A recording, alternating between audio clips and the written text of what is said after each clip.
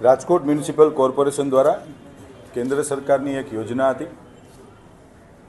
BSUP યોજના અંતર્ગત 696 આવાસો 2019માં બનાવવામાં આવ્યા હતા।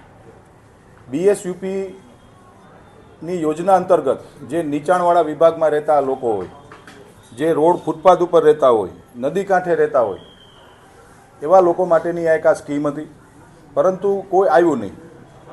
આ સ્કીમ અંતર્ગત જ્યારે અમે ડિમોલેશન કર્યું ત્યારે એ લોકોએ ક્વાર્ટર એલોટમેન્ટમાં એ લોકોએ ના પાડી, એટલે એ યોજના એમનેમ પેન્ડિંગ રહી ગઈ।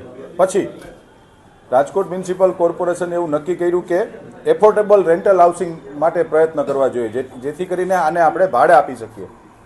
એટલે ભાડા આપવા માટે એક મુજબ અમે લોકોએ ટેન્ડર કર્યા કે ભાઈ કોઈ પણ એજન્સી આવે, એમાં બેંગ્લોરની એક એજન્સી આવી હતી, અરેના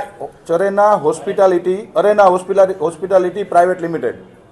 આ એજન્સીને અમે લોકોએ કામ કરવા આપ્યું, એનું ટેન્ડર લાગ્યું હતું। 4 વખત ટેન્ડર કર્યા બાદ 5મી વખત આ એજન્સી આવી હતી, પરંતુ આ એજન્સીએ પણ પૂરું કામ ન કર્યું, રેન્ટ ઉપર દેવા માટે ક્વાર્ટરો।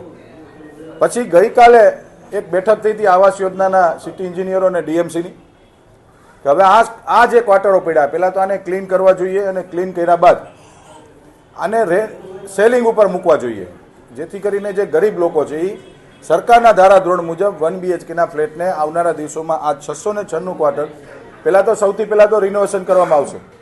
મીડિયાના મિત્રોના, ઇલેક્ટ્રોનિક મીડિયાના મિત્રોના માધ્યમથી અમારા ધ્યાનમાં આવ્યું છે આ વિષય, એટલે અત્યારે હું સૂચના આપું છું કે તાત્કાલિક ધોરણે પહેલાં તો અઠવાડિયામાં સાવ ક્લીન કરો આવાસ યોજનાને। ક્લીન કર્યા બાદ જે સરકારે જે સૂચનાઓ આપી છે એ પ્રકારની સ્કીમની અંદર 1 BHKના આ ફ્લેટને અમે લોકો વેચાણમાં મૂકશું। નહીં, સમયાંતરે કોઈ પણ આવાસ યોજના હોય કે મહાપાલિકાની કોઈ પણ પ્રોપર્ટીઝ હોય છે, એ સમયાંતરે સાફ સફાઈ થતી જ હોય છે, પરંતુ જે આપના દ્વારા જે આજે ઇલેક્ટ્રોનિક મીડિયાના માધ્યમથી જે મેં વિડીયોઝ જોયા છે અને જે ગેરપ્રવૃત્તિઓ થઈ રહી છે, તો એના માટે ચોક્કસ રાજકોટ મહાનગરપાલિકાના સંબંધિત અધિકારીઓ રાજકોટના પોલીસ કમિશનરશ્રીને કહીને એમાંથી જે ગેરપ્રવૃત્તિ ચાલી રહી છે એમાં કદાચ મહાનગરપાલિકાએ FIR કરવી પડે, ફરિયાદી બનવું પડે તો પણ અમારી તૈયારી છે। પણ આ પ્રકારની સરકારી યોજનાઓની અંદર ગેરકાયદેસર પ્રવૃત્તિઓ થાય એ ક્યારેય પણ રાજકોટ મહાનગરપાલિકા ચલાવી નહીં લે। આજ બપોર પછી અત્યારે જ હું સૂચનાઓ આપું છું, 2 વાગે મેં મિટિંગ બોલાવેલી છે, અને સૌથી પહેલાં તો સફાઈ કરાવવી પડશે, અને જે ગેરપ્રવૃત્તિઓ ચાલે CCTV પણ મૂકવાના છે આવનારા દિવસોની અંદર।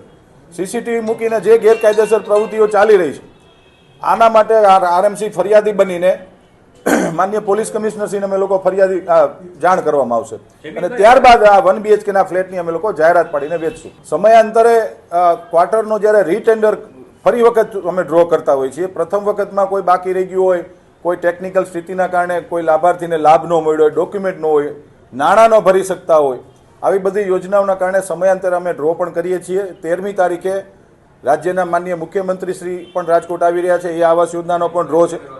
જેટલા ક્વાર્ટરો ખાલી છે એના ટૂંક સમયની અંદર અમે લોકો ડ્રો કરીને જરૂરિયાતમંદ પરિવારને એલોટ કરી દઈશું।